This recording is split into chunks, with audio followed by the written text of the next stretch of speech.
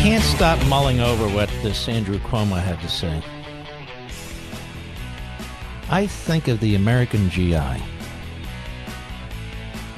who died at Iwo Jima, who died at Guadalcanal, who died at Guam, who died on D-Day, who died at the Battle of the Bulge, and on and on and on. I think of the men who died in the Korean War, almost 50,000. I think of the men who died in the Vietnam War, almost 60,000. I think of the men who died during an 8-year War of Independence, the Revolutionary War, who never got to enjoy the outcome of that war. I think of the over 700,000 casualties in the American Civil War. I think of the men and women who died in Iraq, in Afghanistan, Syria, all over the world. I think of the men and women who are serving now, many of whom are listening to this program. To hear the governor of one of our largest states say America was never that great. America was never that great.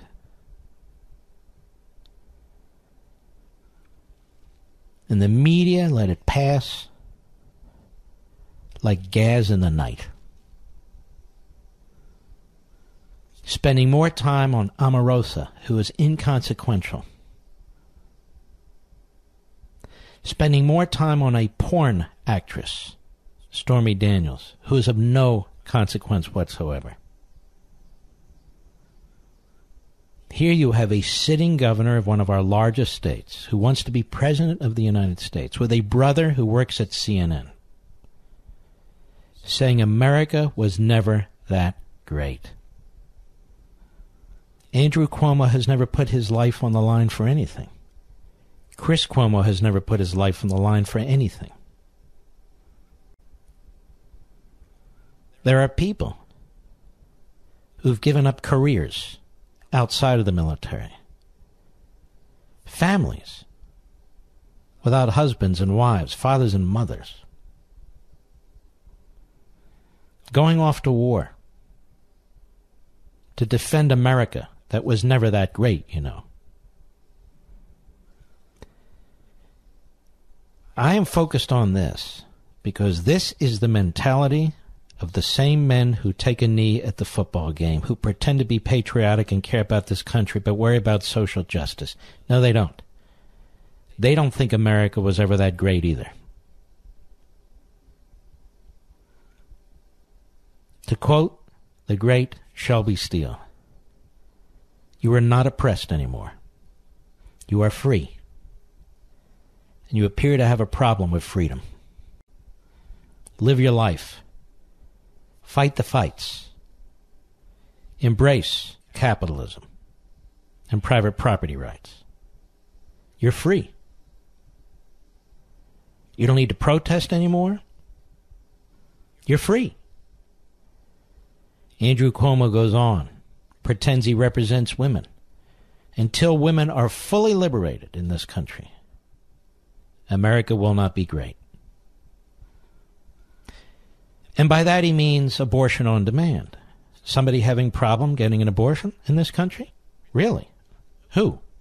Where? When? And is that the measure? Or what does he mean? All of us have women in our lives, wives or girlfriends, mothers, grandmothers, aunts and so forth, nieces. We don't need lectures by Andrew Cuomo or any politician about women in this country. Till they're fully engaged, he says. They don't mean a word of it. Look at the way they treated and treat Sarah Palin, Michelle Bachmann, or any woman with whom they disagree. Any woman. Look at the former Attorney General of New York, Schneiderman. How he treated women. Were they fully engaged? Look at the accusations against Keith Ellison. Hollywood is silent. The media largely silent. The Democrat Party largely silent. We had allegations made against Jim Jordan of not even direct wrongdoing. And we heard about those day in and day out with no credibility whatsoever. None. None. It's a sad fact that Andrew Cuomo is the voice for many in the Democrat Party and their leadership. His brother the other day defended the Antifa militia. Of course they have the right to use violence. But he used enough squirrely words where he could, of course, pretend that he didn't. But he did. We played it, and we unraveled it. Most of the media in this country, if they cover Antifa's violence at all, they do it almost in passing. In passing.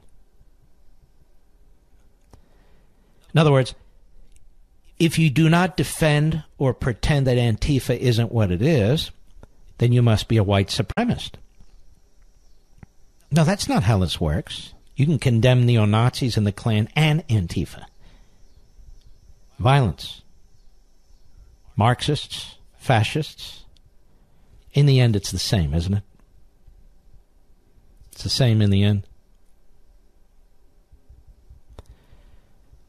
So, Cuomo, we're not going to make America great again. It was never that great.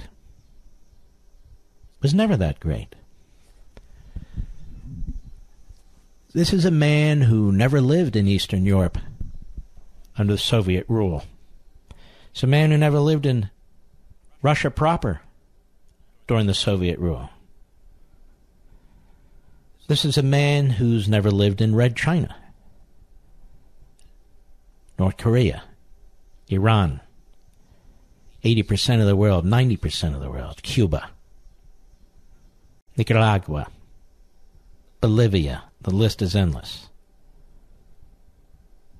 The list is endless.